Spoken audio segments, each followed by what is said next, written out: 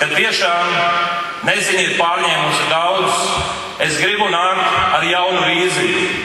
Jā, man ir sapnis, man ir vīzija, un ļoti bieži šī vīzija, kura kādreiz dzīvo manā galvā, ir dzīvē realizējusies.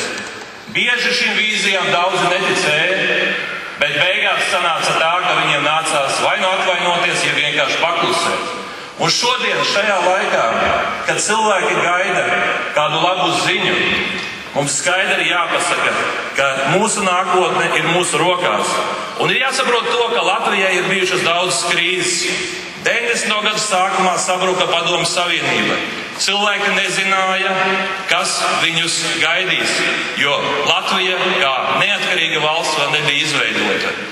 Mēs atceramies to, kad valsts sāk attīstīties un daudzas lietas virzījās uz priekšu ar grūtībām, bet cilvēkiem bija cerība. Un tad atkal nāca krīze. 95. gads, Banka Baltija, cilvēki pazaudēja savus noguldījumus un atkal bija izmisums. Mēs dzīvojām tālāk, mēs kļuvām stiprāki. Jā, daudz vēl joprojām atcerās šo krīzi, šo zaudējumus, bet visi arī atcerās to, ka pēc krīzes nāk arī tas laiks, kad sāk dzīve attīstīties. Tikai, diemžēl, pēc 95. gada mums nebija ilgi jāgaida, kad pasaulē notika vēl viena krīze. Tas bija 98. gads, tā saucamā Āzijas krīze, kura skāra arī Latviju. Un mūsu bankas cieta tajā laikā. Tajā laikā nebija iespējams aizņemties naudu. Bankas kredītus neizsniedza, atsevišķas bankas pazuda, un Latvijā viņu vairs nav, bet vietā nāca cits. Un jāsaka to, ka man bija unikāla iespēja būt biznesā šajā laikā un meklēt risinājumus, ko var izdarīt tad, ja bankas vairs nefinansē, tad, kad Latvijā šī atbalsta vairs nav. Un šai laikā tika tiešām piesaistītas ārkārtīgi lielas investīcijas, kas ir mērams daudzos simtos miljonu latu. Pateicoties šīm investīcijām, tie uzņēmumi, kurus es veidoju kopā ar skandināvu partneriem tajā laikā, šodien nodarbina vairāk nekā 7000 cilvēku. Šie uzņēmumi maksā simtiem miljonu nodokļus Latvijas valstī.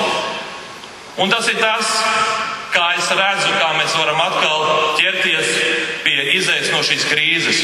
Mums ir jābūt plānam, kādā veidā mēs varam virzīt lietas uz priekšu, kā mēs varam piesaistīt investīcijas, un ir jāsaprot to, ka tieši šajā laikā ir jāatcerās, kad ir bijusi vēl viena situācija, kurā Rīgas nākotne lielā mērā izšķīra tās vadītājs mērs Džordžs Armisteds.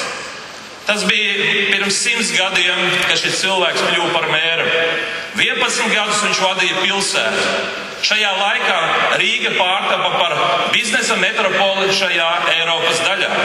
Rīga no nelielas provinciālas pilsētas pārtapa par pērli Baltijas jūras krastā. Visas šīs jūgenstila ēkas, lielākā daļa ir būvēta tieši šī mēra laikā. Un kā šodien vēsturnieki saka, ka 5 gadu laikā tika Rīgā uzbūvētas 680 ēkas, starp kurām bija šīs skaistās ēkas, ar kurām mēs šodien lepojamies. Bet nebija tikai tas, bija slimnīcas, kuras bija jāuzbūvē, un tās tika uzbūvētas.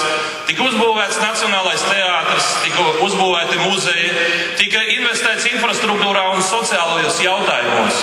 Un jāsaka to, ka šodien mēs esam atkal šai laikā, kad jāpieņem būtiski lēmumi. Mēs nevaram vairs attīstīties tā, kā tas ir bijis pēdējos gadus. Rīgai nav bijis vadītājs, kuram ir vīzija.